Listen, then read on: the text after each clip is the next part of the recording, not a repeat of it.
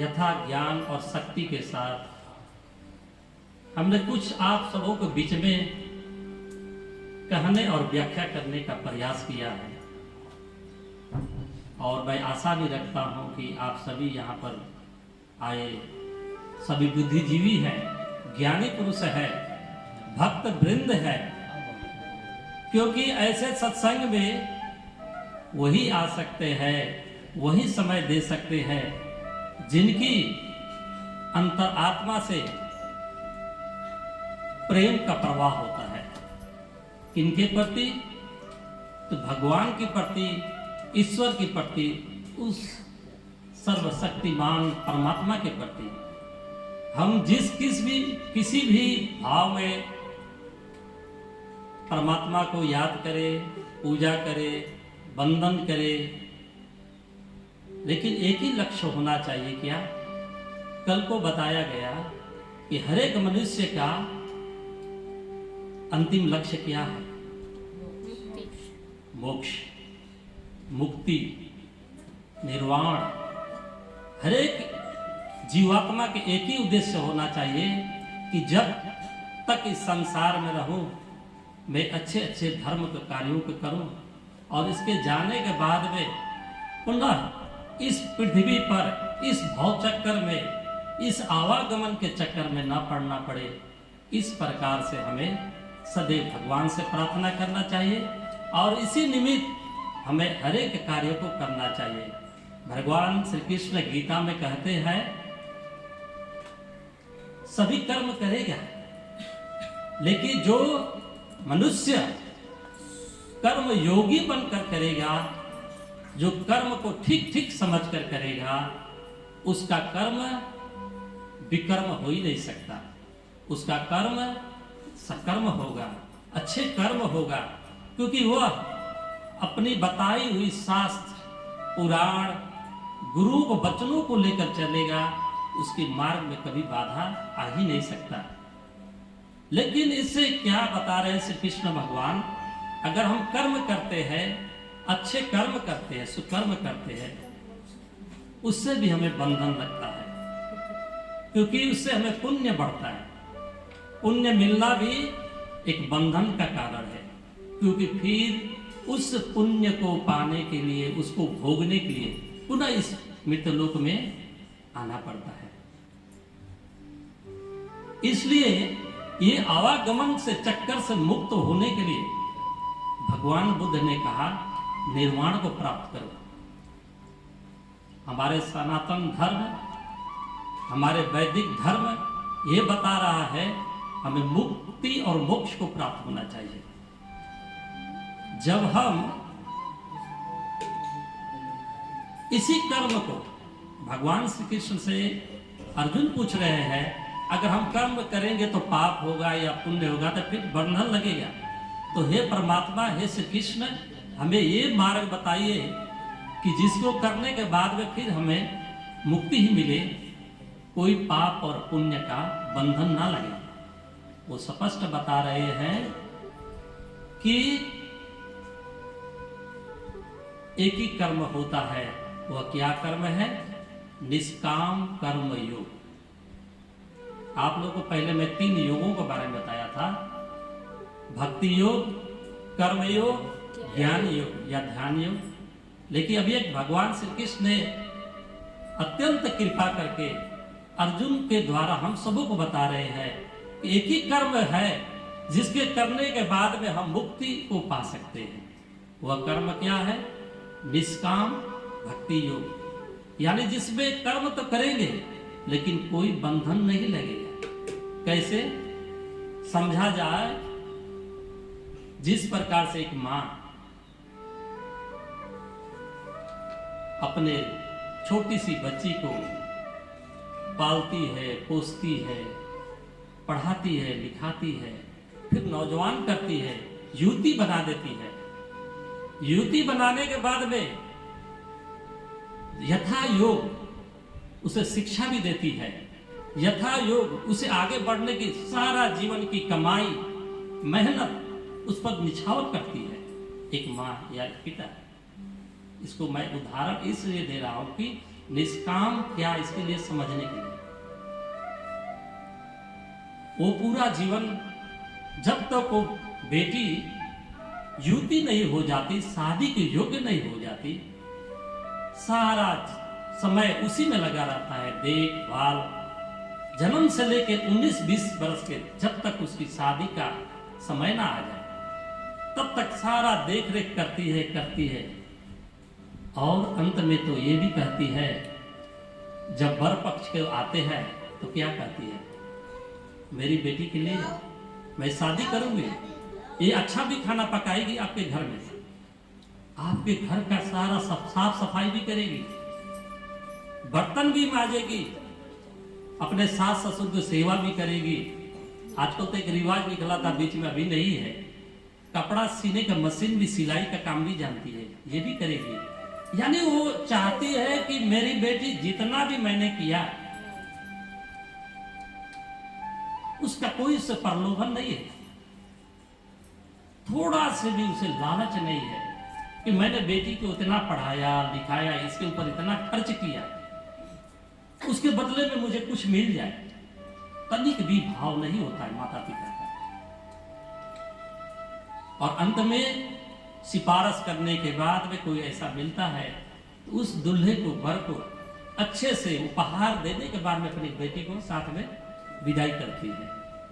ये क्या है, सोच के देखिए। हम बिजनेस करते हैं तो 1 लाख डालेंगे तो सोचेंगे कम से कम 1,10,000 तो आना ही चाहिए, उसमें प्रॉफिट फायदा 10,000 कम से कम आना ही चाहिए। 10,000 नहीं आता तो कुछ तो अंश आना ही चाहिए, तब हम बिजनेस करते हैं। लेकिन ये माँ, ये पिता अपने पुत्री को थोड़ा भी सब सिखाया, समझा, जो अबोध थी, कुछ घर का काम नहीं जानती थी, उस समय भी उसने क्या किया, अपने हाथ से सारा काम सिखाया, खाना पकाने का, घर संभालने का, सब सिखाया। जब काम करने योग्य हो गई, क्या कर दिया, दूसरे को हाथ में दे दिया। जब सेवा कराने योग्य हो गई, जब बेटी आपकी सेवा कर सकती है, तब वो बेटी अपना घर वाली नहीं रहती, वो और किसी का हो जाती है। ये परंपरा है हमारी। इस प्रकार से वो माता पिता जिस प्रकार से बेटी को सेवा करते हैं, शिक्षा देते हैं, सारा जीवन का कमाई निछावर करते हैं, लेकिन तनिक भी उससे लोभ नहीं होता कि इसके बदले में मुझे कुछ मिल जाए, कोई अपेक्षा का भाव नहीं रहता, निरपेक्ष भाव से वो कर्म करते हैं। इसलिए ऐसा कर्म को भगवान श्री कृष्ण गीता में क्या कहा, निष्काम भक्ति योग, निष्काम कर्म। ऐसे कर्म अगर आप इस संसार में करते हो, ये तो मैंने सिर्फ एक उदाहरण दिया है बेटी का समझने के लिए, लेकिन ऐसे कर्म इस संसार में बहुत सारे हैं। जैसे कोई अध्यापक, क्या उसको 10,000 20,000 पढ़ाई से पेट चलेगा? नहीं चलता है। लेकिन वह कर्तव्य समझ के वो क्या करता है, समाज सुधार के लिए, अपने हिंदू धर्म को आगे बढ़ाने के लिए निष्काम भाव से सेवा करता है। जैसे संघ है, सनातन धर्म संसेवक संघ है, वो क्या करता है, कोई ऐसे प्रचारक होते हैं जो कभी भी 1 पैसा भी नहीं लेते, लेकिन सारा जीवन उसमें दे देते हैं। ऐसे समाज में बहुत सारे हैं देशभक्ति करने वाले जो लोग हैं, जैसे सैनिक है, वो तो खाने पीने के सिर्फ लेते हैं, लेकिन एक दिन जब समय आता है तो अपने जान तक भी देते हैं। कब? जब राष्ट्र, अपने देश किसी प्रॉब्लम में पड़े जाए, किसी पड़ोसी देश का उस पर अटैक आ जाए, उस समय तनिक भी नहीं सोचते, अपने आत्मा को बलिदान दे देते हैं, इसलिए वो अमर हो जाते हैं। ऐसे कर्म करने वाले लोगों को भगवान श्री कृष्ण ने क्या कहा, ऐसे लोग ना उसे पुण्य मिलता है और ना ही पाप लगता है। आप सोच के देखो, एक सैनिक जब युद्ध पर जाता है, लड़ाई पर जाता है, कितने अपने प्रतिद्वंदी यानी उल्टे जिनसे युद्ध करना है, कितने लोगों को मार के हत्या कर देता है, उसको तो पाप नहीं लगता, सरकार भी कोई दंड नहीं देती, उसको तो और रैंक बढ़ा देती है ना, उसको और ओहदा बढ़ा देती है। क्यों? क्योंकि उसने निरपेक्ष भाव से कर्म किया। इसी प्रकार से अगर हम इस संसार में आते हैं और निरपेक्ष भाव से, निष्काम भाव से कर्म करेंगे तो भगवान हमें अगले जीवन तक इस आवागमन के चक्कर में नहीं जाने देंगे। क्या करेंगे? हमें मोक्ष अपने धाम को ले जाएंगे और मुक्ति को प्राप्त करा देंगे। इसी के नाम मुक्ति है। भगवान श्री कृष्ण से पुनः पूछते हैं अर्जुन, हे परमात्मा, हे श्री कृष्ण, हे बंधु, ये बताइए कि आप कह रहे हो तुमसे पहले मेरा कितना जन्म हो चुका है, लेकिन अभी तुम मेरे सामने हो, मेरे साथ खले बुआ का पुत्र हो। कुंती मां श्री कृष्ण की क्या थी? बुआ थी। तुम तो मेरे बुआ के पुत्र हो, साथ में खेले हो, घूमे हो, मैं जानता हूं तो तुम्हारा मुझसे पहले कैसा हो। ये बात उनको समझ में नहीं आता। तो उसको स्पष्ट करते हुए श्री कृष्ण कहते हैं, तुम अज्ञानता के कारण समझते हो कि मैं अभी जन्मा हुआ कृष्ण हूं। मैं कभी जन्म नहीं लेता, मैं अवतार लेता हूं, क्योंकि मेरा जन्म कर्म जो है विशेष है। जन्म कर्म से दिव्यम, मेरा जन्म और कर्म जो है वो दिव्य है। एक श्लोक कहते हैं, जन्म कर्म च मे दिव्यमेवं यो वेति तत्वा तत्वा त्वं देहं पुनर्जन्म नैति मामेति सो अर्जुन। ये जो मेरा जन्म और कर्म है वो दिव्य है। साधारण लोग तो मुझे समझते हैं कि ग्वाला का पुत्र है, ये तो गौआ गाय चराने वाला है, ये काना है, कलूटा है, माखन चोर है, चीर चोर है, तरह तरह के नाम से पुकारते हैं मुझे। वो तो मुझे मामूली एक इंसान समझते हैं, लेकिन मैं ऐसा नहीं हूं अर्जुन। मेरा जो जन्म है वो क्यों होता है, मैं अवतार लेके क्यों आता हूं, इसके आगे वाले श्लोक में कहते हैं। सभी को मालूम है, याद हो तो साथ में बोलना। इस सबसे गीता का प्रमुख श्लोक है, यदा यदा हि धर्मस्य ग्लानि भवति भारत अभ्युत्थानं धर्मस्य तदात्मानं सृजाम्यहम् परित्राणाय साधूनां विनाशाय च दुष्कृतां धर्म संस्थापनाय संभवामि जुगे जुगे।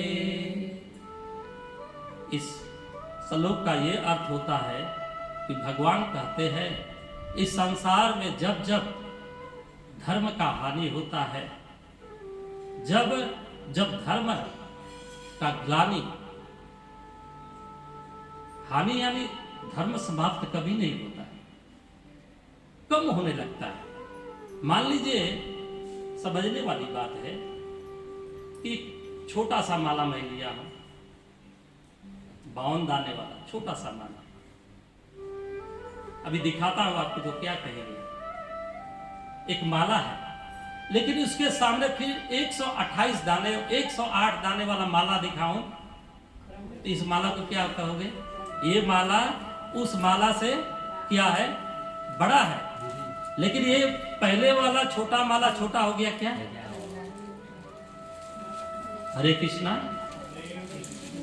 ध्यान दीजिए, वो माला छोटा हो गया क्या?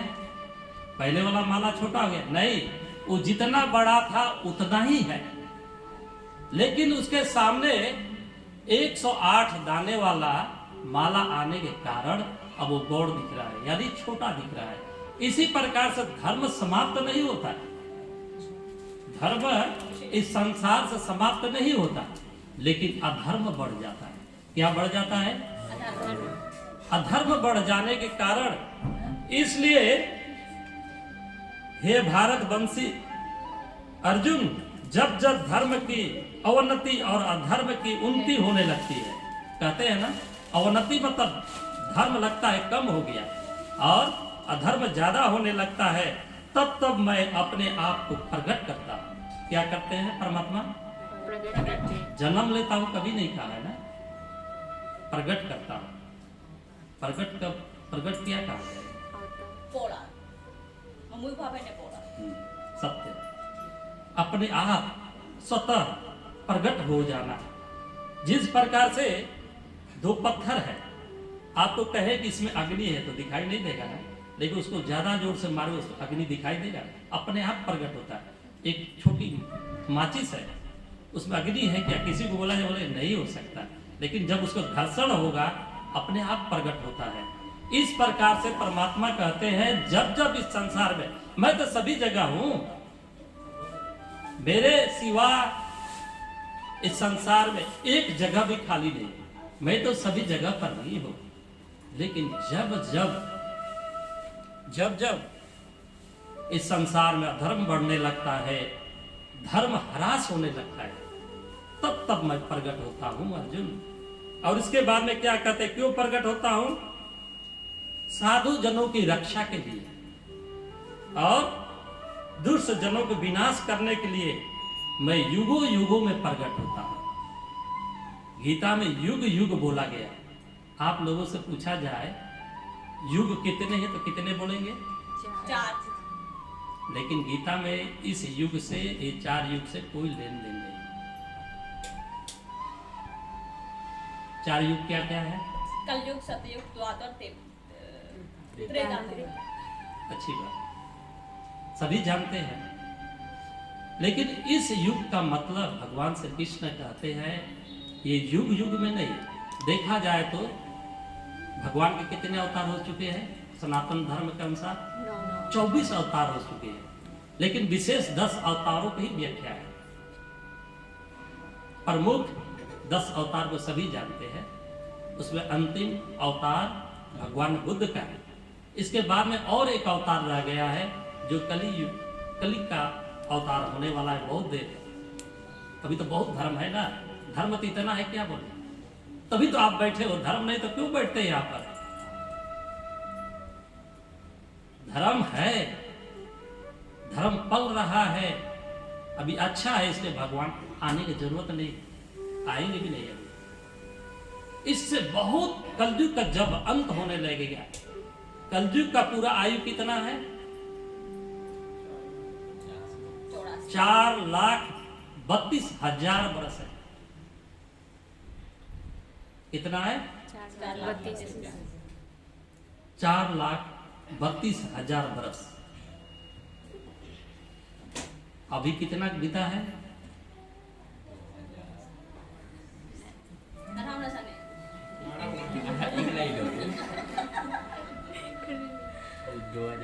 अमीर चंद जी, आप गुरुकुल में पढ़े हो मैं जानता हूँ, और सेवा सदन चौड़गा में आपको ज्ञान होना चाहिए कि कलयुग का आयु कितना समाप्त हो चुका है।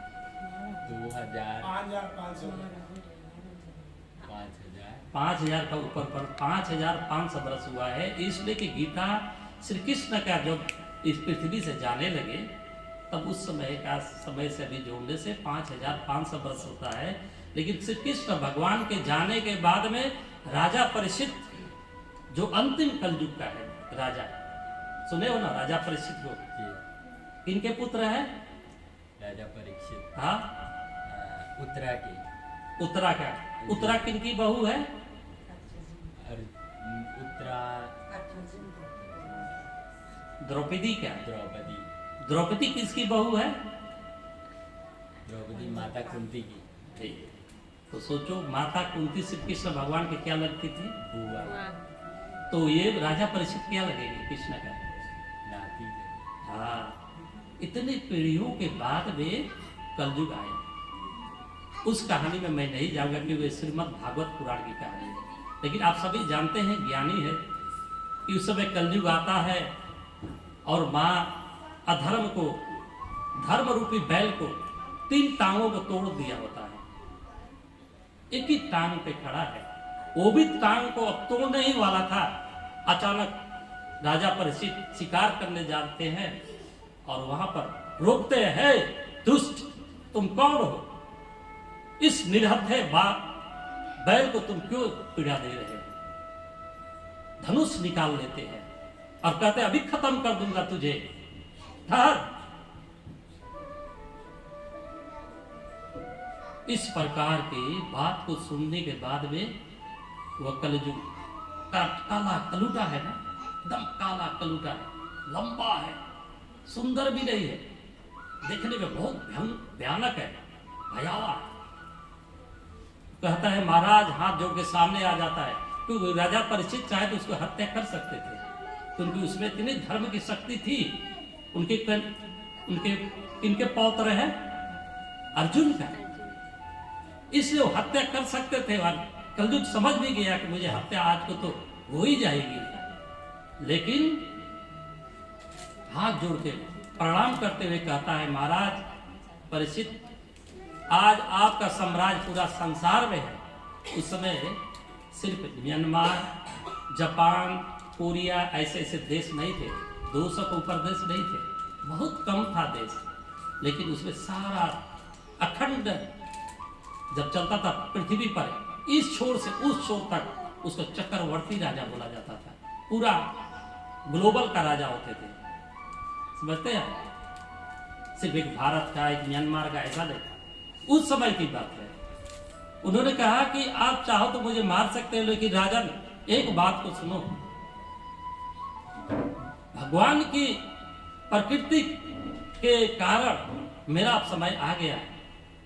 अभी द्वापर युग समाप्त होने पर है, अब कलयुग आ रहा है, इसलिए भगवान ने मुझे निर्देश किया, हे कलयुग तुम जाओ अपना विस्तार करो, अब तुम्हारा कार्य है, तुम्हारा समय है। इसलिए हे राजन मुझे मारो मत, मारने से सृष्टि की सिस्टम खराब हो जाएगी, इसलिए आप मुझ पर दया करो। इस प्रकार से कहने के बाद राजा परीक्षित कहते, बोल तुझे क्या क्या चाहिए, जा, मैं सारा सृष्टि के सभी जगह पर तुझे जगह नहीं दूंगा, मैं तुझे सिर्फ 4 स्थान दूंगा। याद रखना ना, बड़ी जानने योग्य बात है। अब मन में आ गया दूसरा कुछ कहना था, लेकिन यही कह रहा हूं, 4 स्थान दूंगा जहां पर चोरी होता हो। क्या होता हो? व्यभिचारी होता हो, नशा पता होता हो और जुआ होता हो, वहां पर तुझे देता हूं, वहां पर जा, तू वहां पर आराम से अपना साम्राज्य फैला, कुछ चिंता करने की जरूरत, इसमें तो कलयुग वाले रम जाएंगे। मैं भी ये सही में देखा है आजकल, सही है, क्योंकि जिसका जो युग होता है ना, अगर उससे मिलकर रहेंगे ना तो आपको लाभ ही लाभ होता है। देखिए कलयुग का प्रभाव 4 जगह को बोला गया है, लेकिन कलयुग बोला, हे राजन जितने 4 जगह दे रहे हो ना, मैं इसमें समायूंगा नहीं, इससे मेरा काम नहीं चलेगा, मुझे और स्थान चाहिए। बोले राजा परीक्षित चलो क्या चाहिए तुझे, अपने से एक जगह ले लो, जाओ मैं ऐसा ही दे देता हूं। वो बोलता है राजन मुझे सोने में डाल दो, मुझे स्थान सोने में दे दो, गोल्ड है। लेकिन गोल्ड क्यों कहा गया, ये भी एक भ्रम है ना, मैं भी इधर गोल्ड पहना, क्या इसमें कलयुग है क्या? आप भी सभी पहने, ऐसा ना पहनने वाला इंसान होगा ही नहीं, बहुत कम होगा। उस समय की मुद्रा जो होती थी, नोटें होती थी, जो पैसे के एक पैमाना होता था, नापदंड होता था, सोने से किया जाता था। और क्या से किया जाता था? एक राजा के पास कितने हाथी है, कितने घोड़े हैं, कितना सोना खजाना है, इससे देखा जाता था। तो उस समय सोने में आ जाऊंगा, लेकिन राजा परीक्षित ने कहा सोना तो सभी जगह होगा, तुम सभी जगह नहीं जा सकते, हाँ उस सोने में जा सकते हो जो धन, मतलब सोना इक्वल टू धन, नोट, पैसा, आज के भाषा में पैसा, डॉलर, चक्स, रुपी, इसको बोला गया ना, सिर्फ सोना नहीं। उस धन में तुम जाकर रहो, जो धन अधर्म से कमाया गया हो।